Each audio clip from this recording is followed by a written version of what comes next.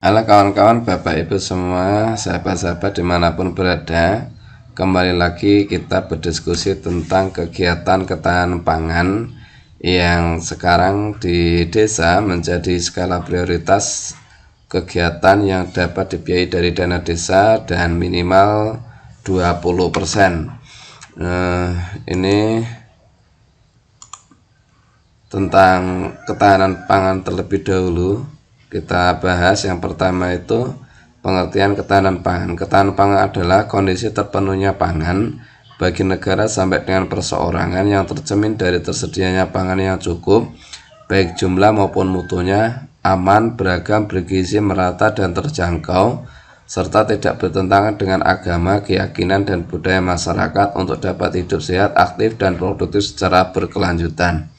Ini definisi yang tertuang di dalam Undang-Undang Republik Indonesia Nomor 18 Tahun 2012 tentang pangan. Kemudian tujuannya kegiatan ketahanan pangan baik hewani maupun sektor pertanian, perkebunan, perhutanan itu yang pertama mendorong masyarakat untuk mampu memproduksi pangannya sendiri, memberikan income pendapatan tambahan kepada masyarakat.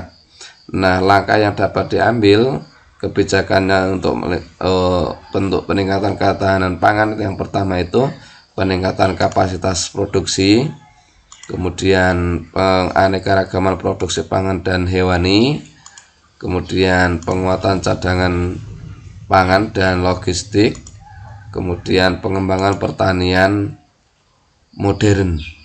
Yang pertama yaitu peningkatan kapasitas pangan dan hewani. Kegiatan yang dapat dilakukan dengan dana desa sebesar 20% itu yang pertama pemanfaatan lahan kosong milik desa untuk tanaman pangan dan perkebunan. Yang kedua pemanfaatan lahan kosong milik warga untuk penanaman sayuran dan lain-lain. Yang ketiga penanaman tumpang sari tanaman pokok di lahan-lahan pekarangan perkebunan. 4 pemanfaatan rawa untuk tanaman pangan, sayuran dan lain-lain. Yang berikutnya peningkatan kapasitas produksi hewani, diantara kegiatannya yaitu pengemukan ternak bersama dengan sistem bagi hasil yang dikelola oleh badan usaha milik desa atau badan usaha milik desa bersama.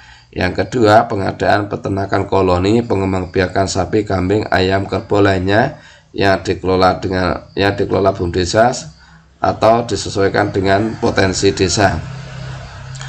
Kemudian yang berikutnya penganekaragaman produksi pangan dan hewani, yaitu diversifikasi pangan yang dimaksudkan agar masyarakat tidak terpaku hanya pada satu jenis makanan pokok saja dan terdorong untuk juga mengkonsumsi bahan pangan lainnya sebagai pengganti makanan pokok yang selama ini dikonsumsi, meningkatkan ketersediaan, aksesibilitas, dan pemanfaatan pangan yang beragam. 2. Meningkatkan pendapatan rumah tangga. 3. Meningkatkan kualitas konsumsi masyarakat menuju pola konsumsi beragam, bergizi, seimbang, dan aman. Diversifikasi atau penganekaragaman pangan diantaranya kegiatannya yang dapat tertuang di dalam RKP dan APB desa, yaitu pembangunan pekarangan pangan lestari yang dikelola oleh BUMDes. Yang kedua pemanfaatan lahan kosong milik desa untuk tanaman jagung, umbi, ketela, dan lain-lain. Namanya saja diversifikasi atau penganekaragaman pangan. Jadi beraneka ragam jenis tanaman pangan maksudnya. Kemudian diversifikasi penganekaragaman hewani. Harapannya apa? Di desa itu tidak hanya ada 1-2 jenis hewan yang dapat dikonsumsi, melainkan kegiatan-kegiatan pengadaan peternakan atau hewani yang beraneka ragam. Contohnya pembangunan peternakan koloni kelinci, bebek, itik, puyuh, ikan, belut, patin, dan lain-lain yang dikelola oleh BUMDes. Ini yang diversifikasi penganekaragaman pangan dan hewani. Kemudian yang berikutnya penguatan cadangan pangan atau sistem logistik. Lumbung pangan adalah tempat atau bangunan untuk menyimpan padi atau bahan pangan lain untuk menghadapi masa paceklik. Lumbung pangan ini dapat dikelola oleh BUMDes atau lembaga lumbung pangan masyarakat. Kemudian yang berikutnya pengembangan pertanian dan peternakan modern. Yang pertama pengembangan pertanian modern Nomor 1 di antara kegiatannya yaitu pertanian organik terintegrasi, pertanian yang menggunakan sistem budidaya pertanian yang hanya mengandalkan bahan-bahan alami tanpa menggunakan bahan kimia sintetis yang berbahaya. Kedua, pertanian hidroponik adalah pertanian yang menggunakan cara budidaya dengan memanfaatkan air tanpa menggunakan tanah, dengan menekankan pada pemenuhan kebutuhan nutrisi bagi tanaman. Biasanya air yang digunakan sudah campur dengan nutrisi untuk tanaman. Cara ini sangat mudah dan tidak perlu memakan lahan yang luas. 3. Pertanian hortikultura. Pertanian dengan membudidayakan tanaman kebun dengan jenis tanaman yang dibudidayakan dalam bidang kerja hortikultura meliputi pembelian penumbuhan bibit, kultur jaringan, memproduksi tanaman, penanganan hama dan penyakit, panen hasil, pengepakan produk panen, dan pendistribusian. Pengembangan peternakan modern. 1. Pengemukan ternak bersama dengan sistem bagi hasil yang dikelola oleh badan usaha milik desa atau badan usaha milik desa bersama. 2. Pengadaan peternakan koloni, pengembangbiakan sapi, kambing, ayam, kerbau lainnya yang dikelola oleh BUM desa atau sesuai dengan potensi desa. Ini yang termasuk kegiatan untuk peningkatan ketahanan pangan.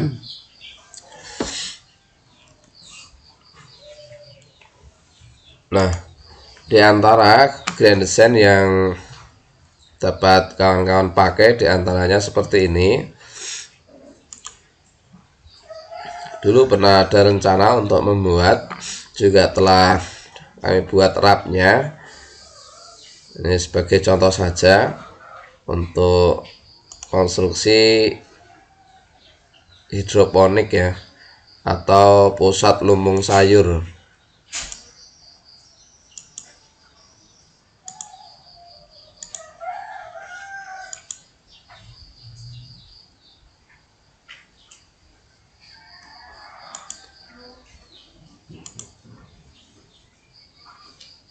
Oke kawan-kawan, Bapak Ibu semuanya, demikian tayangan kali ini, semoga bermanfaat untuk menjadi referensi.